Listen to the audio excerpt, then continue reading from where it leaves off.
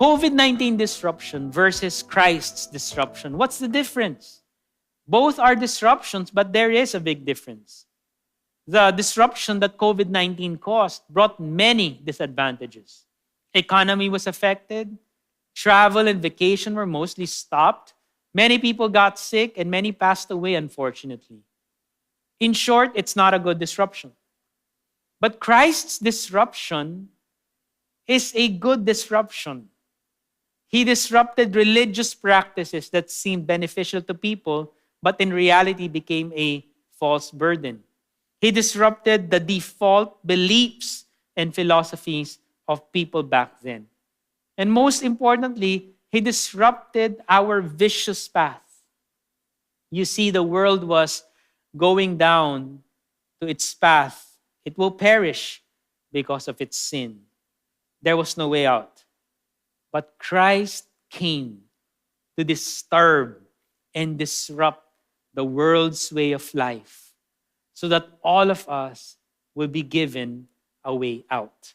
In John 3:16, for God so loved the world that he gave his only Son, that whoever believes in him should not perish but have eternal life. He came to disrupt things because he wants us to see him as our only way out from our sinful path. What do you think will happen if Christ did not come? The world will still be in sin and will have continued down to death. In other words, without Christ, it's game over.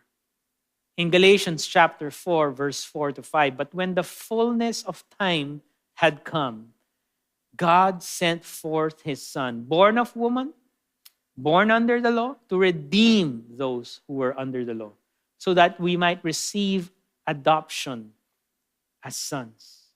My point is, Christ's disruption brought about our salvation. It brought many advantages to us. Let us receive this disruption and experience what it means to be a new creation. Allow Christ to disrupt us so that we might experience newness of life. What do you mean newness of life? Well, we can have a relationship with him. We can live a righteous life, no longer bound by sin. And most importantly, an eternal life that is secured and guaranteed. And we can only experience these things when we allow Christ's disruption. So this coming Holy Week, may we reflect on that truth, that as each day passes, you get to thank the Lord. Oh, wow. I get to welcome and be grateful for Christ disrupting the normal cycle of the world when he came down here on earth 2,000 years ago, so that we can benefit from it.